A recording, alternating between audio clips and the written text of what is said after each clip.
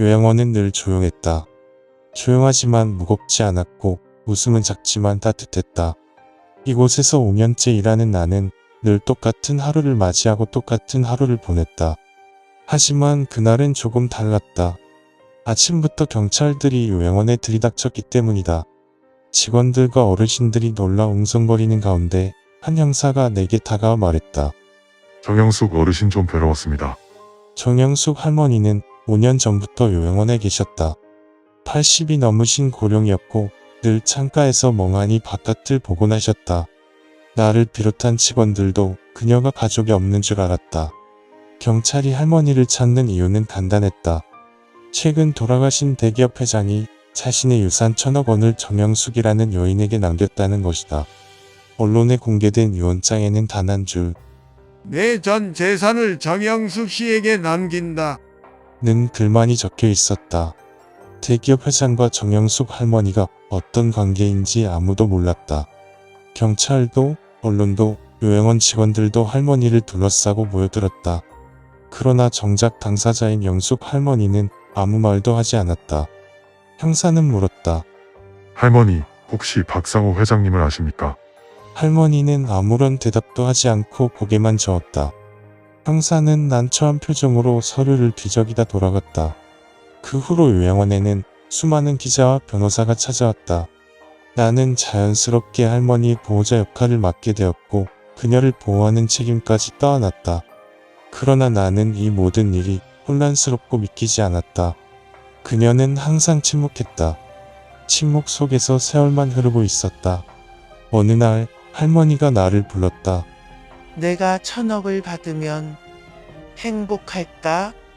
그녀의 목소리는 너무 작아서 겨우 들릴 정도였다. 나는 조심스럽게 대답했다. 그 돈이면 뭐든 할 수 있겠죠. 행복도 살 수 있을지도요. 할머니는 웃으며 고개를 저었다. 아니, 돈으로는 행복을 못 사.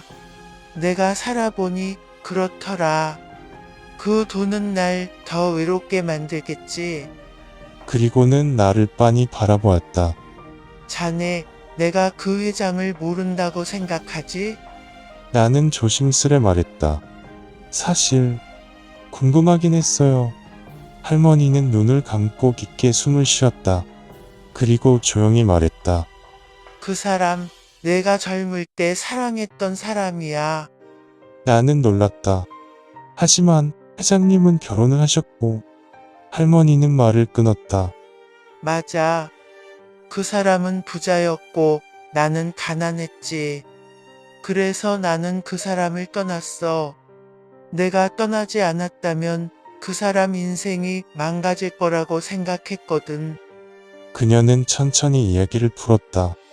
둘은 20대에 살아했지만 신분과 재력의 차이로 헤어졌고 그 후로 단 한 번도 만나지 않았다고 했다.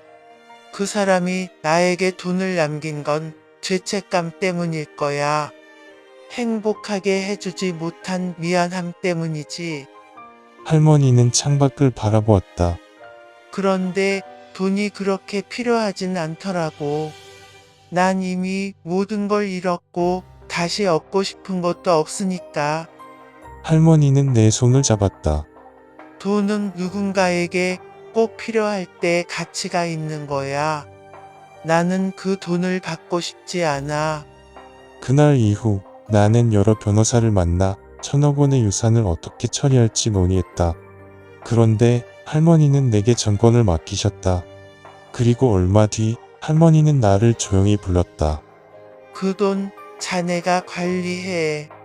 내가 죽으면 꼭 필요한 곳에 써줘. 나는 그저 여기서 조용히 죽고 싶어.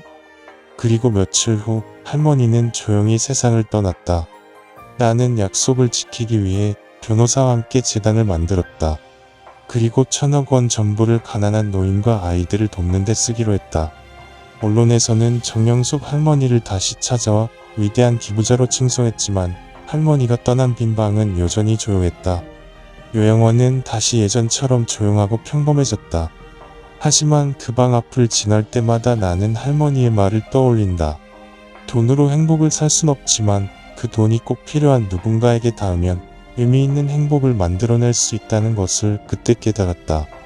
1,000억 원의 비밀은 돈이 아니라 그 돈에 담긴 사랑과 미안함이었다는 것을, 결국 인생의 끝자락에서 우리를 위로하고 지켜주는 건 돈이 아니라 사랑이었다는 것을 나는 오늘도 요양원의 문을 열며 할머니가 남긴 진짜 유산을 기억한다.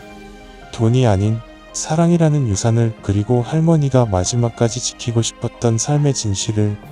이 이야기가 마음에 닿으셨다면 구독, 좋아요 눌러주세요. 앞으로 더욱 많은 이야기를 들려드릴게요.